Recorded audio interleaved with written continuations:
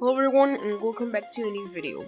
In this video, I'm going to be showing you how to use TextGenRNN to be able to use AI to generate different types of text for anything you want to use. So, in this video, I'm gonna do a brief interview to what TextGenRNN is, and then I'm going to show you how you can use TextGenRNN online without any programming knowledge needed, so you can start understanding it and play around with it, basically. So TextGenRNN is a neural network that is made specifically for processing and training AIs on text. It uses Python in TensorFlow. So for this, we're going to be using Google Collaboratory. Google Collaboratory is basically a Jupyter notebook, and a Jupyter notebook is basically a Python environment kind of thing where you mix text and code, so you can create tutorial like interactive coding elements and things like that, as you can see here. So I'm going to show you how to use this. This is very easy, and one of the advantages of this is that one, like maybe you don't have a good GPU, and since AI needs a lot of GPU resources to be able to process all of the all of the things AI needs, because GPUs have the very specific types of calculations that artificial intelligence uses to. So I'm going to show you very easily how, and walk you through how you can do this for yourself and use your training files so you can create your own outputs. By the way, if you haven't seen my video on how I use TextGenRNN to create questions that an AI made using a dataset, I'll link it down below, and also you should see it in top right in your screen, I believe, if you're on desktop and mobile. So yeah, I definitely recommend you check it out.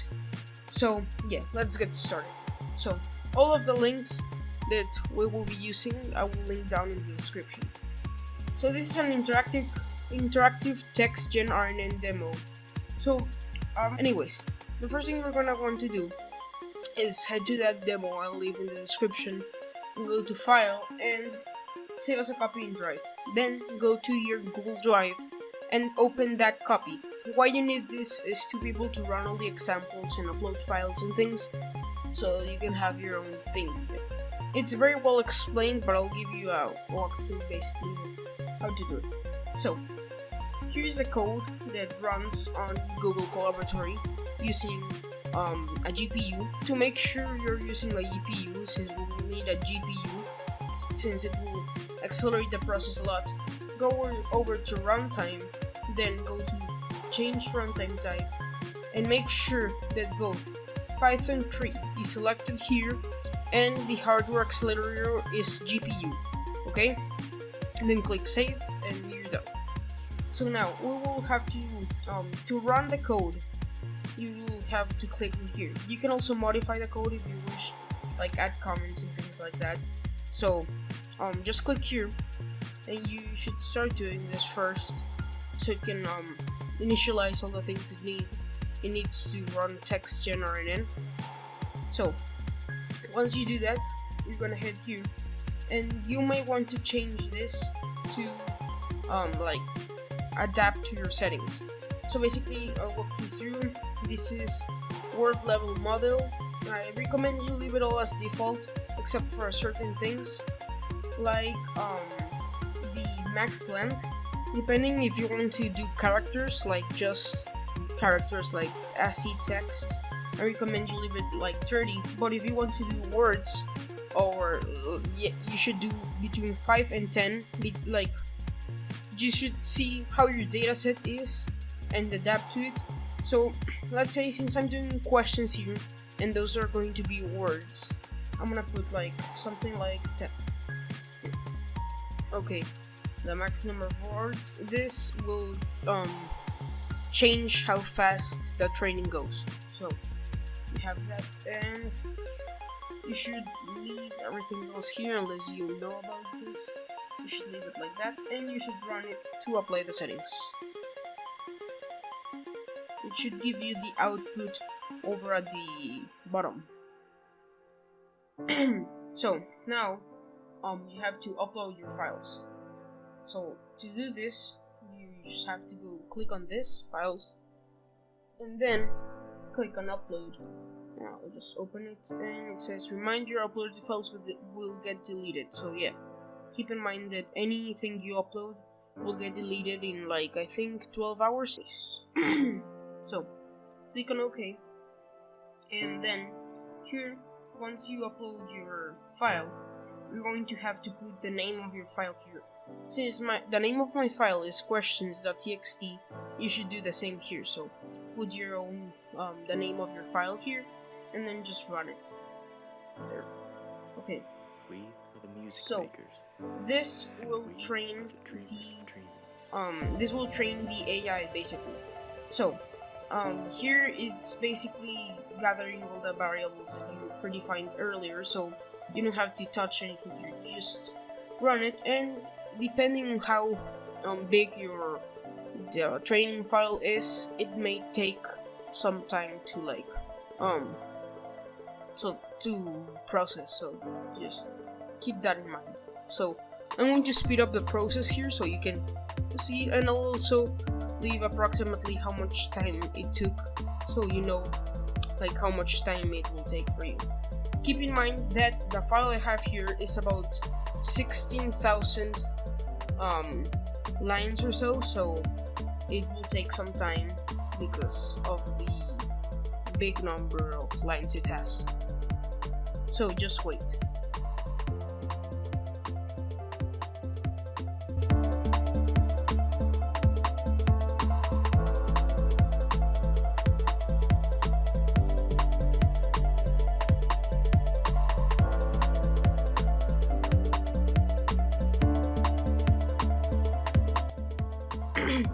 Okay, so it's done. It took about some time that I'll tell you on the screen right now because I don't know right away. Right away, you can see in training, you can see in training that like the questions that the AI already learned, not only like words, but it learned that since it's training on questions, how questions are formatted. So they start on things like what, why, when, how, where, everything like that, and they end in question marks. So the AI has already learned that. So we can see how the AI starts learning right away. So now you'll be able to download your file, like actually download the output, because that was just training data. So now just click here. You can see you can see this is the final step basically, because you already trained your AI.